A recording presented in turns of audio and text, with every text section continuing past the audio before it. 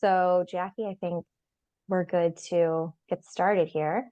So, welcome to Choosing Sounds good. Colleges Thoughtfully. My name is Jen Forand. I've been with Campus Bound since 2014 as a college counselor. Prior to and during that time, I was in the private and public high schools as a high school counselor. And before that, I did a few years in collegiate residence life as well. Fun, fun. Hi, Mhm. everybody. My name's Jackie Woodson.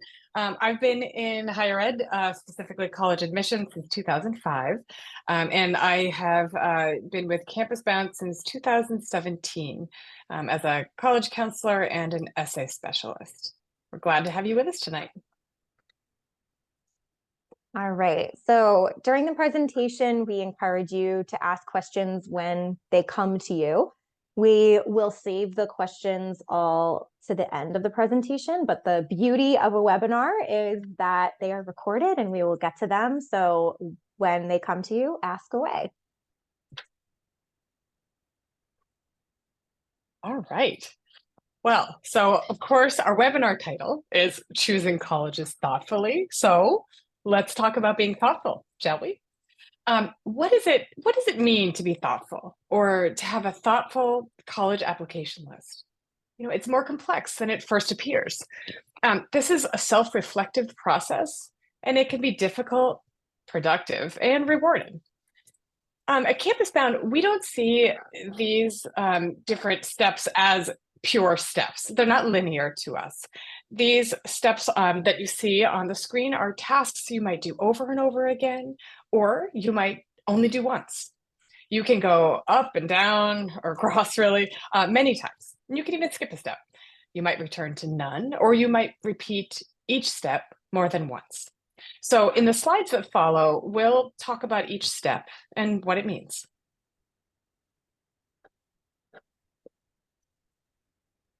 All right, so let's get started with the bottom step on the staircase that you just saw, analyzing your surroundings and identifying what's important to you, priorities.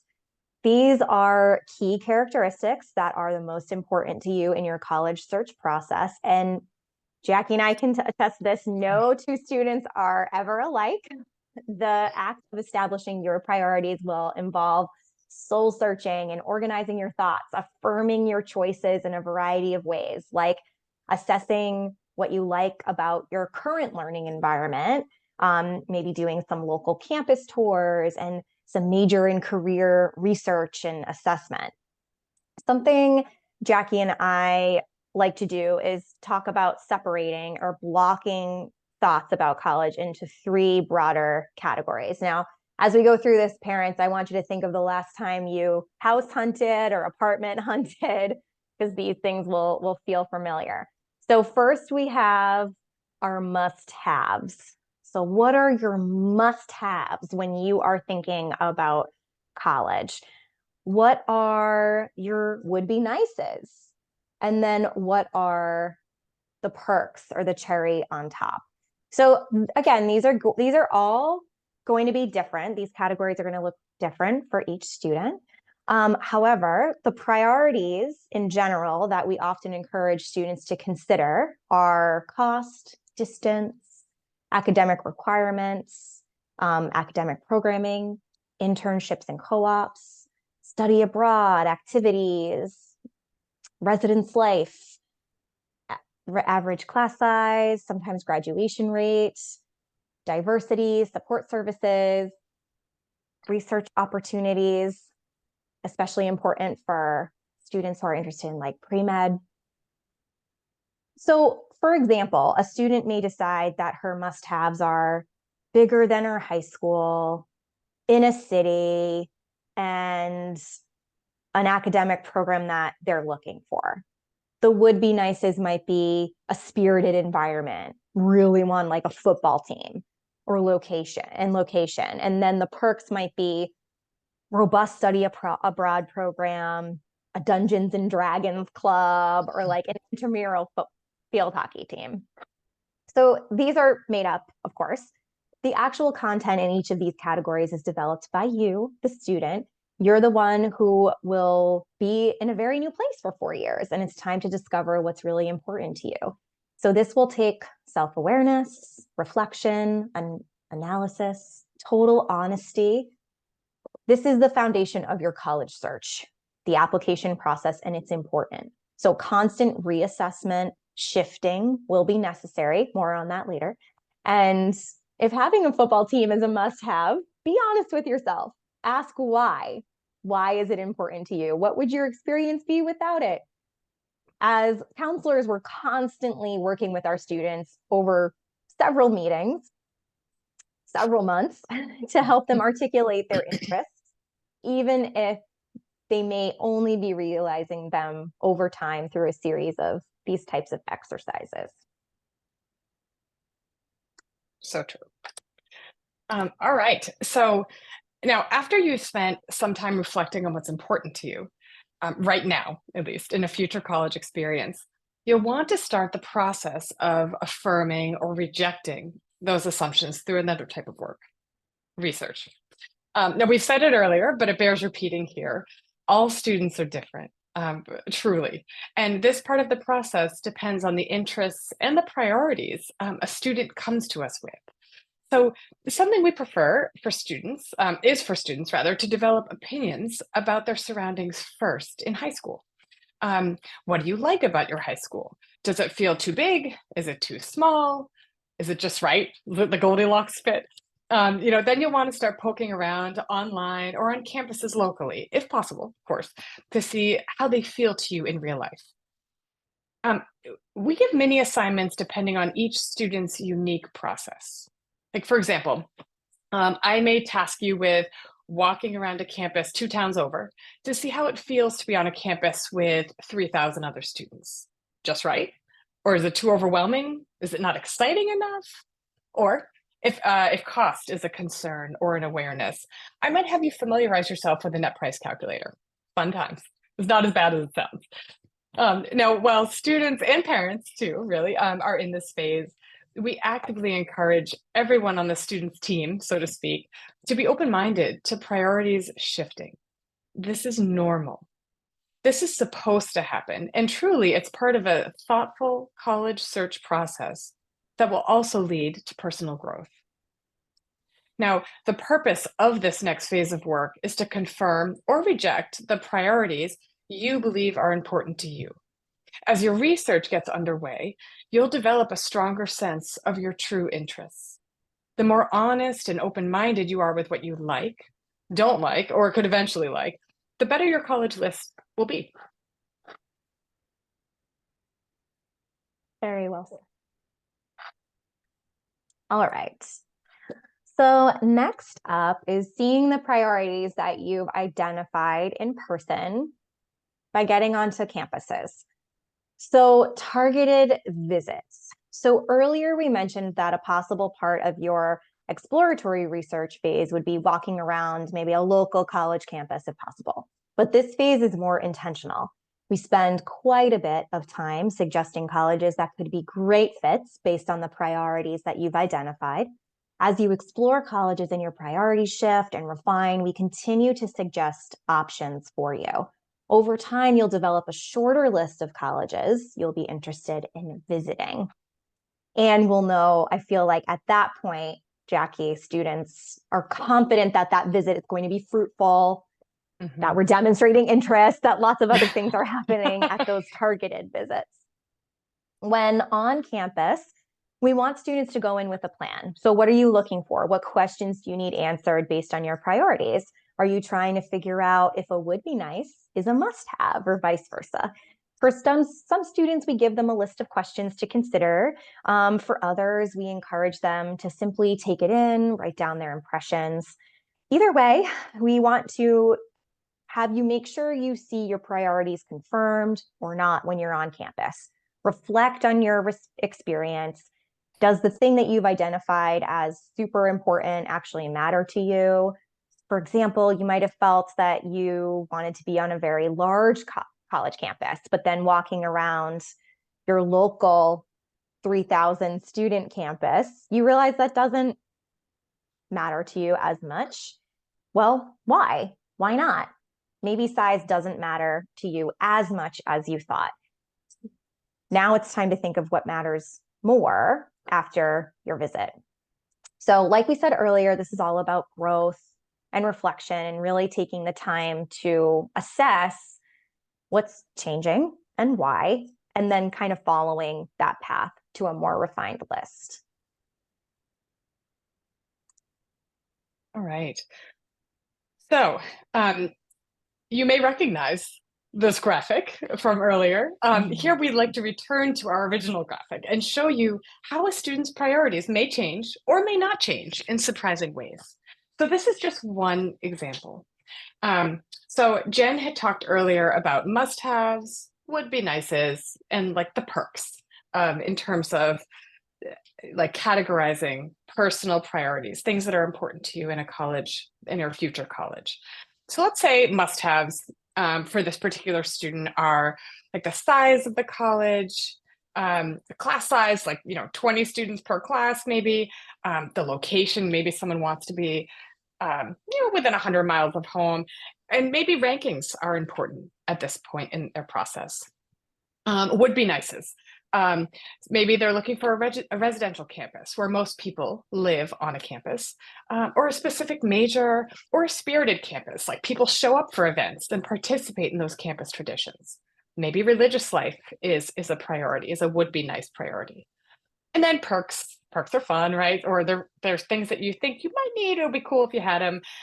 For this student, perhaps support services. Maybe the student received some services or is receiving services in high school and thinks, well, it might be nice to have those similar things in place in college if it worked out. A specific sport, or food options. Maybe there's a gluten allergy or some sort of nice food options.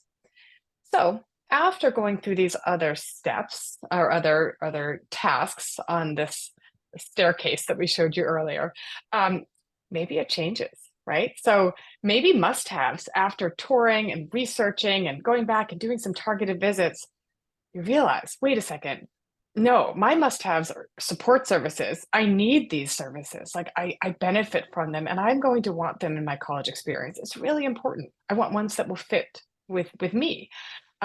Residential campus. Maybe your student really does want to be on a campus where most other students are living on campus as well.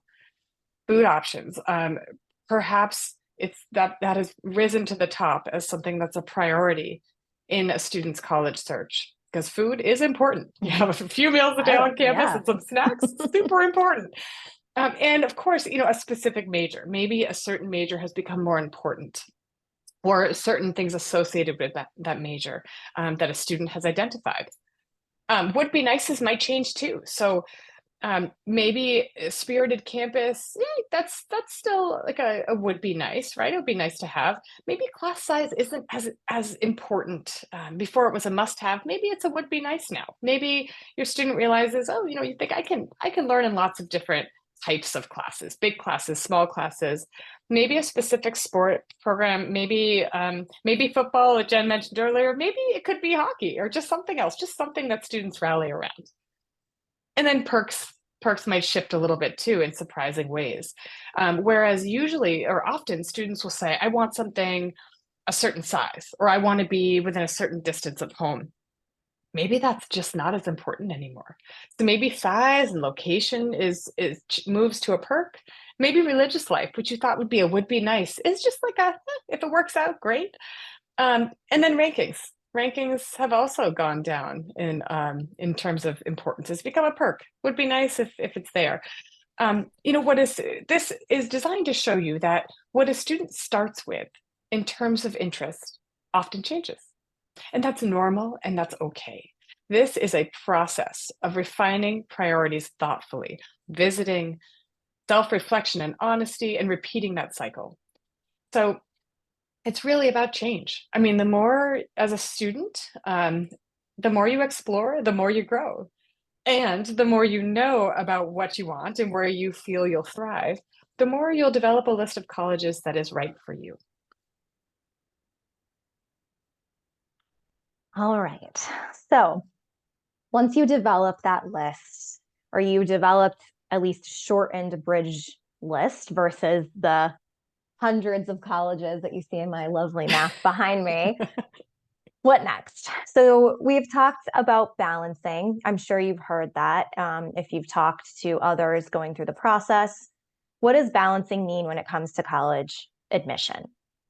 At Campus Bound, in addition to guiding our students through this process and suggesting schools to explore, we do spend a lot of time making sure a student is applying to an appropriate range of colleges. So ones that they're more likely to be offered admission, ones where there's a 50-50 shot, ones where student would be reaching to gain admission. So let's talk about those categories and how to balance.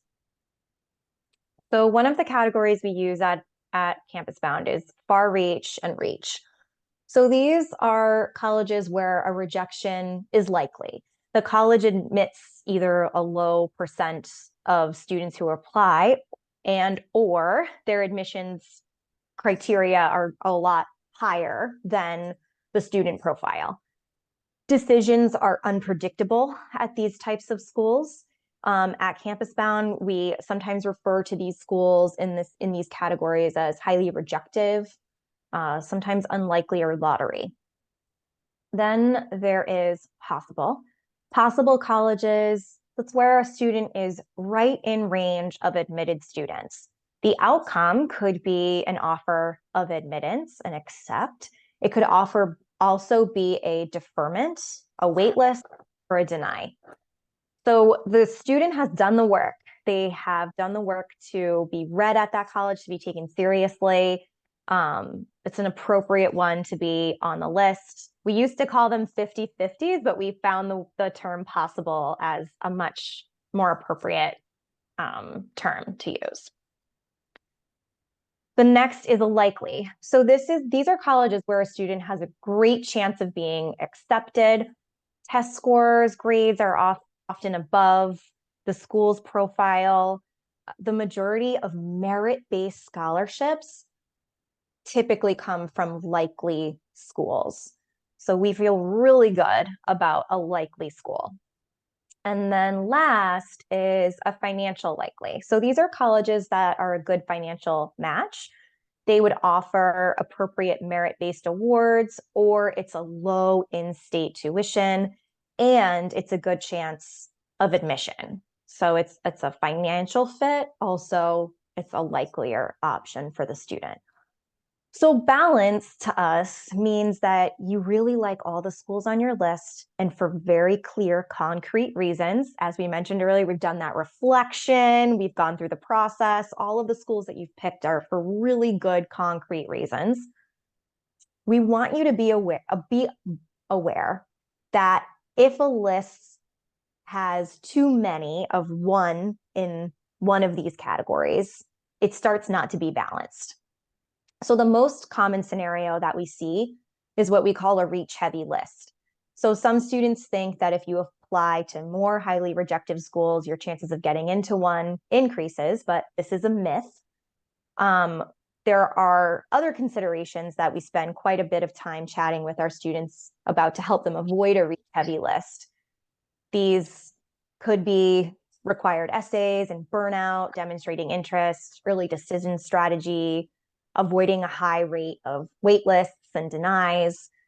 For the purpose of this webinar, though, and not to spend too much time analyzing a sample list, balancing the list is very important part of a student's process. We want students to have a balanced list. We want students to be excited. Maybe the range of excitement is different for a reach than it is for a likely. That's okay. But we want the student to be excited about all of the schools on their list, regardless of what category they fall into. That's very important to us. Well said. And this thoughtful process often lends itself to a nice sense of a final balanced list in the end. Yeah. Guiding students through the process of selecting colleges that align with those personal academic and professional goals is rewarding. And it's a reason why we've been working at Campus Bound for such a long time. If you're interested in setting up a free consultation, just please include your contact info in the survey that will pop up after you leave tonight's webinar. Mm-hmm. And now we'll take questions too. If anyone wants to type in questions as Jackie's chatting. Oh yeah, go for it. Please type them in. No, I mean, developing a thoughtful college list isn't easy, but it's worth it. I mean, students, if you're listening, know that it is hard. It's really hard to be reflective and to be honest, like brutally honest with yourself. But remember, we're invested in your journey, your growth, and your outcomes. And this process is about so much more than talking with friends or checking out social sites to see what colleges seem cool.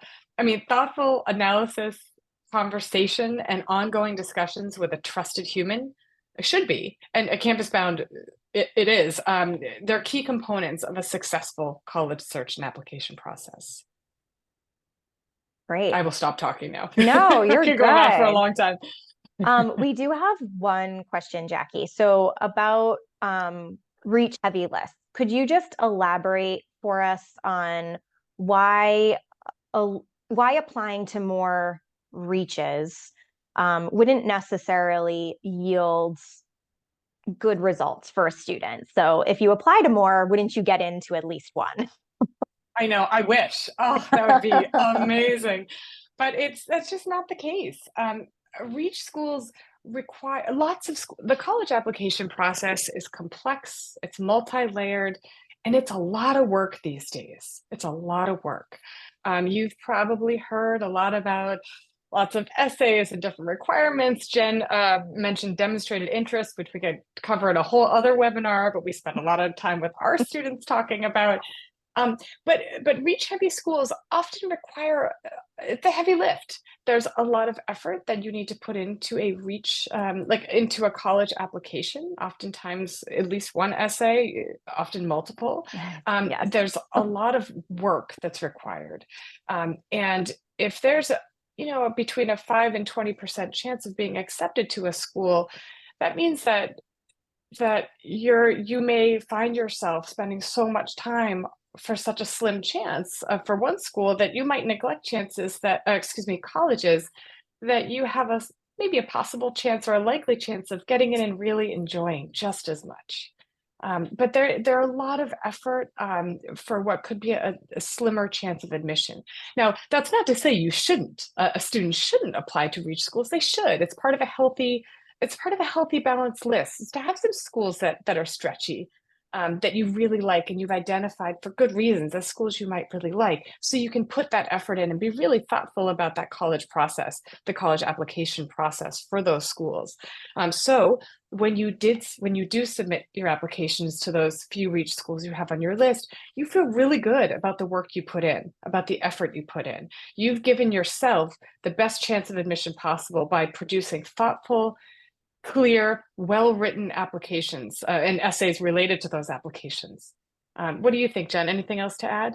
No, I love that answer. And I want to just offer one anecdote that Jackie and I talk about a lot. It's kind of like a behind the scenes of us working with our students.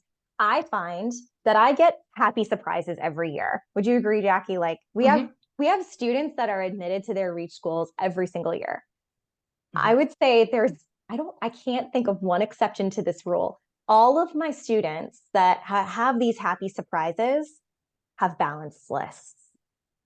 They just went into it thoughtfully. They put together a list carefully, and they paced themselves and their time and their energy and their resources appropriately. So they were spending an appropriate amount of time on their applications and preparing the best application to every single school on their list.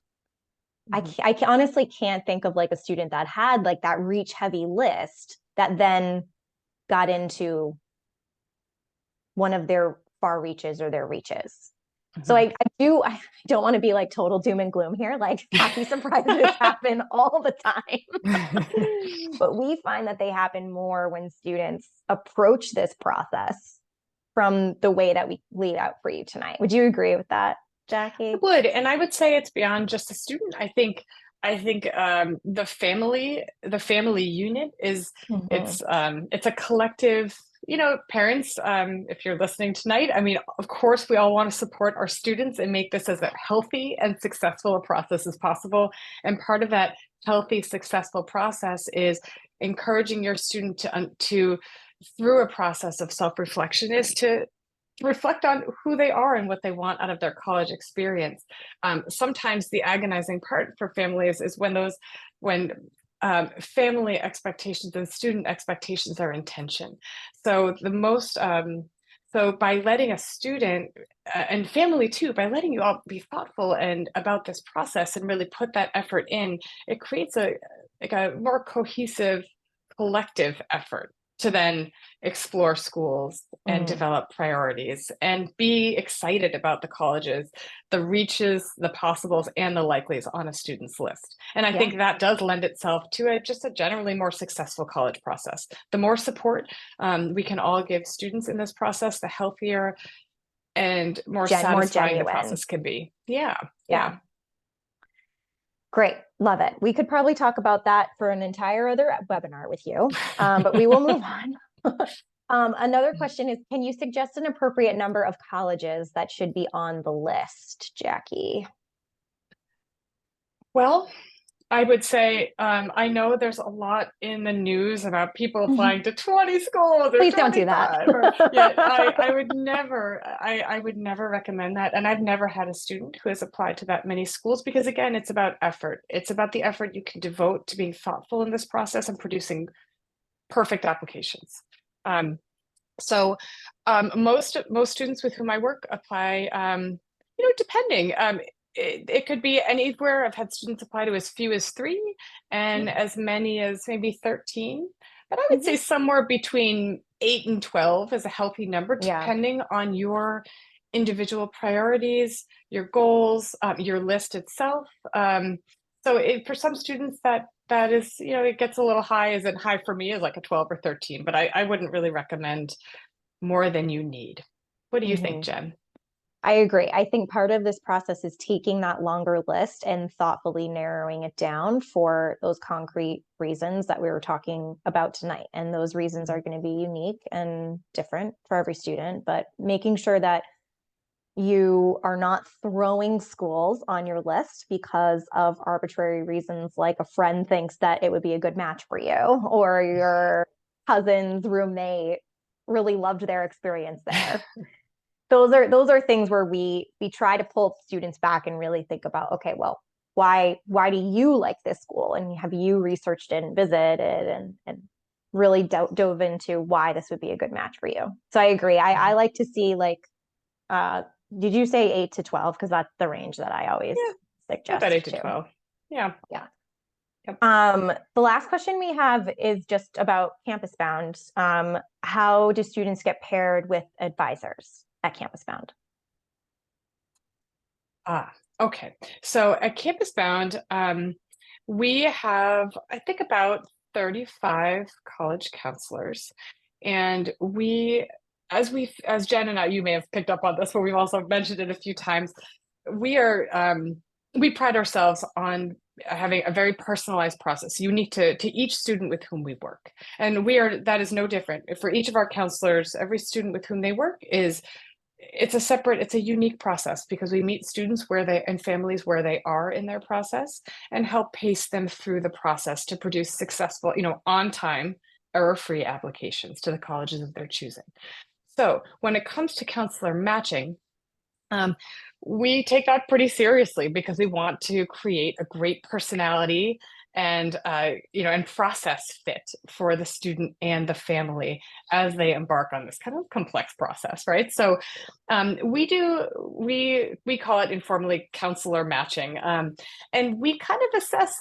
We meet with a family and a student virtually, and then we meet them at a meeting. We have a nice chat through a consultation, and we learn a little more about the student and the family and their needs and wants and hopes for their college process. And when they do sign up with us, we have them fill out a few different types of questionnaires that we put a lot of time and effort into reading and exploring and considering what between our meeting and the forms you've provided, what counselor or counselors might be the best fit for your family, given where you are in the process and where you hope to be. So it's kind of it's an art and a science in a weird way, but it's a nice way to make sure that you, as a family, feel that you're having all your needs met by us trying to match you appropriately by your interests and your family's personality. Yep. Very well said. I couldn't have said that better. Thank you. Well, that was it. Thank you all for submitting your questions, for joining us. There will be a short survey that pops up when you exit today. If you wouldn't mind. Oh, we have one more. Do you provide a written schedule to families to stay on track during the process of selecting college? Yes, written schedules are something that we do kind of over the course of time with students. So we're constantly, we're assessing your needs as a family and keeping you on track, pacing you out appropriately. We typically don't give like a full schedule because we find that overwhelms students. But we do pace students out. We communicate with students and families about what's coming down the pipeline. In addition to your counselor, you have a program advisor also at Campus Bound who's reminding you and contacting parents to go over what's coming up. We're actually, me and Jackie are both program advisors as well. So we're reaching out to our junior families to chat about list building and April tours and things like that, course selection coming up. So there is a schedule. It is personalized per student because every student is going to have different things on their task list and their to-do list, but there is a schedule that we pace families through. Do you want to add to that, Jackie? No, that's great. I mean, I do say to families that as Jen used the word pacing a lot, and so do I. I also use the term project.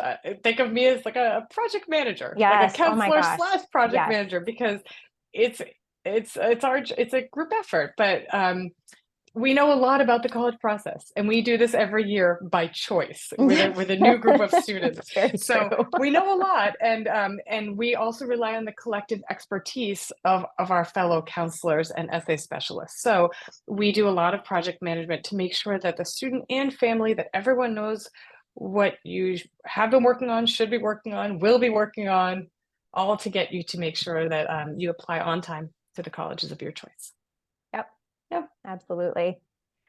All right. Well, thank you all so much. We really appreciate your time. And like I said, if you wouldn't mind just filling out the survey that pops up, that would be great. And hope to see you at future webinars. Have a great night. Thank you, everybody. Bye-bye.